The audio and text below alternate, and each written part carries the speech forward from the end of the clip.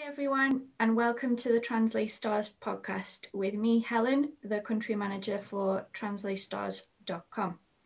Today, I'm really happy to be joined by Valentina Alia, an Italian-based creative translation expert who specializes in fashion and tourism translation. So a big welcome to Valentina, and thanks so much for joining us today. Hi, Helen. Thank you for having me. It's a pleasure. So I've got to start by asking, of all of the translation specializations out there, what made you choose fashion and retail? Okay, well, I like to say that I didn't choose fashion, but it was fashion that chose me. Okay. Because I started working with a translation agency, and at some point they sent me a fashion translation because a client wasn't happy with the previous translator they had. So this project manager approached me and he asked me if I could take care of it because it was quite creative content and they wanted like a fresh voice, like a young and fresh voice to take care of their content. So I said yes, even if I haven't translated for the fashion industry before. And I actually enjoyed it. So after that, I received like the first product description, and that was a nightmare because it was full of technical terms that I've never heard about before.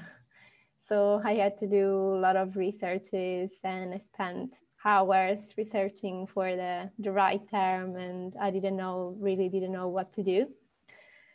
But after months, maybe years of researches and studies, I managed to carry out like product descriptions in no time now. Like they're super fast when you just get to the technical terms that they are always the same. They are repetitive at some point. So, and that's why I thought about creating a course for new translators that want to specialize in the fashion industry, because I don't want them to feel like useless like I did for the first product description. So do you still have that client, or has your client base got a lot bigger now as far as fashion translation is concerned? Yeah. I have more and more clients that send me fashion translations, but I still have that first one as well. Okay. And would you say that you can translate those product descriptions much faster than you could when you first started? Yeah, definitely. I don't look at technical terms anymore on the dictionary or on Google search or whatever you do to look for technical terms. I know them already and it's easy, super easy. And then you build also a translation memory, so it gets easier and easier. Okay. So, as I said in your introduction, you specialize in creative translations.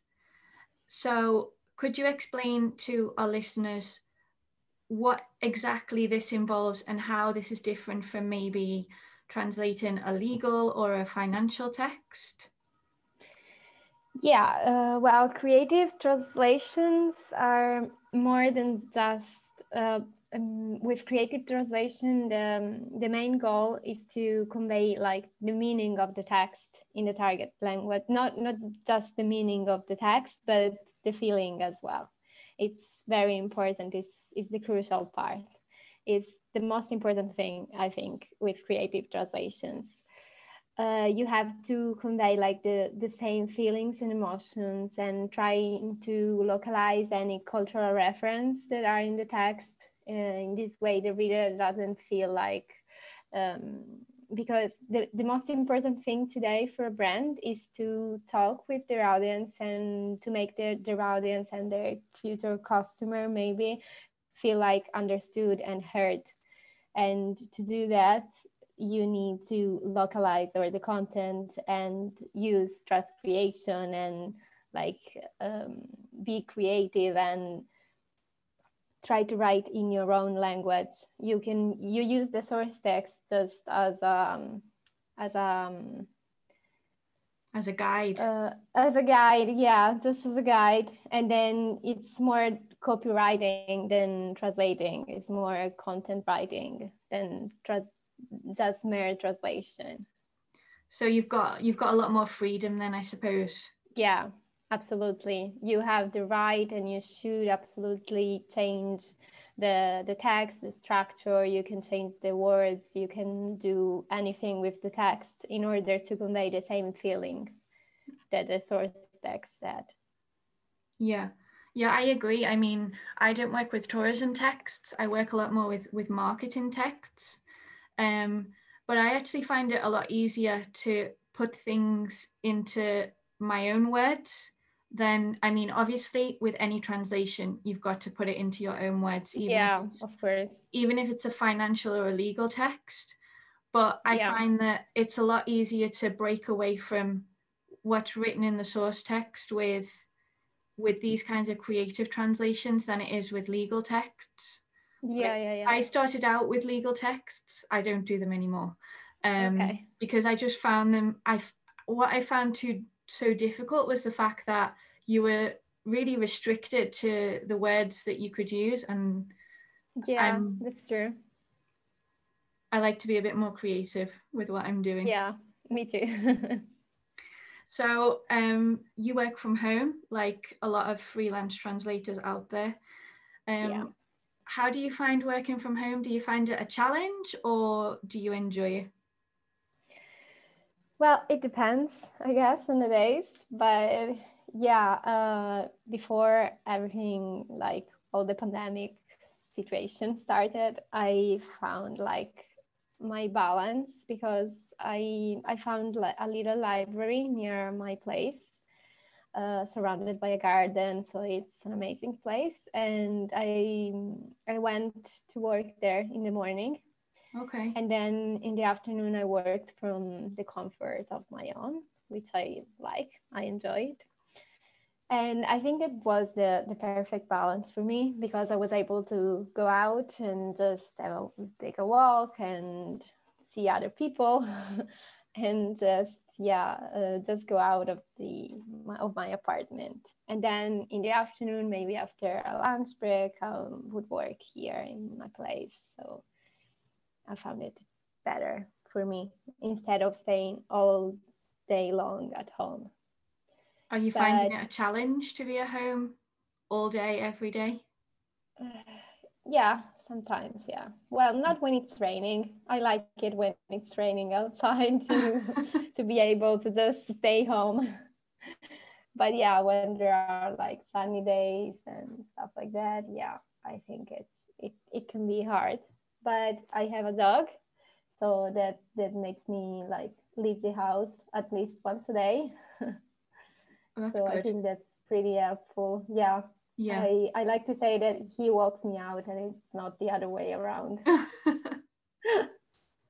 Yeah, I'm the same as you. Before the pandemic hit, I used to work 2 or 3 days a week from a co-working space. Yeah. And I found that really useful from a social point of view, as well as just giving me a change of scene, because I got to know people from other industries. In fact, I actually found a client or two from working in a co-working space. And yeah, it just broke things up. But then some weeks, like when you said when it was raining, it was nice to stay at home. Yeah. It was nice to have the flexibility. And as much as I'm grateful for being able to work from home when a lot of people have to go out to work in kind of dangerous conditions, it does get difficult sometimes. Yeah. Or it is easily, you can get easily distracted by the TV or the dishes. Yeah. Yeah, I know. Okay, so apart from translating, you've also started producing a monthly newsletter for translators who are just starting out in the industry. Is that right? Yeah, that's And right. what was it that made you decide to do this? Well, especially when I started like posting on LinkedIn regularly, I noticed that a lot of like newbies were asking me for advices, and I didn't think I had any advices to give, but then I realized that I had something to say to them, and they really found them helpful. So that's why I came up with a monthly newsletter to let them out with like moving their first steps in the industry, giving useful tips and useful resources like to specialize or how to write the perfect CV or stuff like that. And when I started it in July, there were like 30 subscribers. Maybe we reached 50 at the 50s at the end of July, but now we are 600. Oh, So I wow. think that, yeah. So I think that I can call it like a success. Definitely. Yeah, they are enjoying it, and I always receive like emails and messages from them thanking me for sharing my tips and my knowledge, and that's pretty rewarding. I really like it. So does that form a big part of your business now, or is it still relatively small? No, it's still relatively small because it's just a monthly appointment. So I just write a newsletter per month, but there are still like people asking me for advices in the rest of the month. So yeah, I still do it like because I enjoy it. There's no That's really other impressive. In reason. just a few months, you've gone from 0 Yeah, to 600. yeah, I was impressed as well. And I assume you It have worked subscribers from all over the world, right? all over the world. Yeah. Yeah. I also have subscribers from Africa and from Latin America and all over the world, really. That's amazing. Yeah, that really is amazing. And especially in a Yeah. year where we had a pandemic. Well, we're still in a Yeah. pandemic, but it's definitely something to be proud of. Yeah, thank you. So, with that in mind, then what would be your advice for somebody who is thinking of setting themselves up as a freelance translator in 2021? Okay, so that might sound obvious, but my advice is to be kind, both to yourself and to the other person on the other side of the screen. And with this, I mean, be kind to yourself because as a freelance, you have to set like boundaries because you don't have a schedule, you don't have to go to work and have a 9 to 5 like works job. So it's easy like to skip lunch or to work late at night or to work during the holidays or weekends. So don't do that. Just be kind to yourself and be kind to other people because there's another human being on the other side of the screen. And when you speak with clients or with project managers, just always try to remember that you are a human being and they are a human being. So ask how they are and really mean it and listen to what they say or just share something about you. And if you are able to build relationships with the other person, you will be able also to get more work. That's, I think, essential. Because, for example, when I started working with this agency and they just sent me like the first translation after 1 or 2 months, something like that. And it was just a 68 words translation. So it was pretty tiny. Yeah. And after that, I waited a bit longer, like another 3 months or something, to get another translation because at the beginning, I think you at the same experience. I mean, at the beginning, it's hard to get like a steady workflow. Yeah, definitely. Yeah. So the thing that I'm saying here is that after that, I built like a relationship with one of the project manager in the industry, because we started talking like about personal things, because they are like our colleagues, like we are in a workplace. You talk with other people about your life and stuff, so you have to do the same. And after that, she started sending me everything that she had in Italian to Italian. So because she trusted me, because she knew I was good, and she knew I was also nice, and I was also there to help her, whatever she has, I don't know, one sentence to translate, I did it for free, of course. Or if she had something urgent, I tried to help her anyway, in any way I could.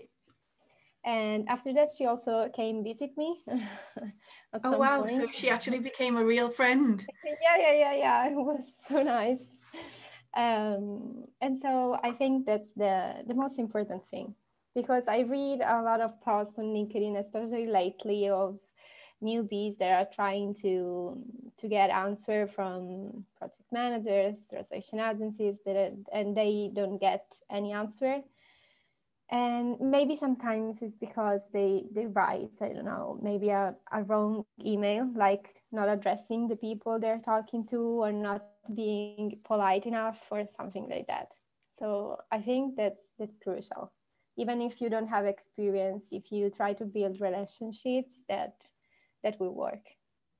Yeah, I agree. At the end of the day, if you build up a relationship, then as you said, there's going to be more trust, and they're going to be more willing to give you the work, as opposed to Yeah, the, let's be that's honest, definitely true. hundreds of other people that they have in their Yeah, database.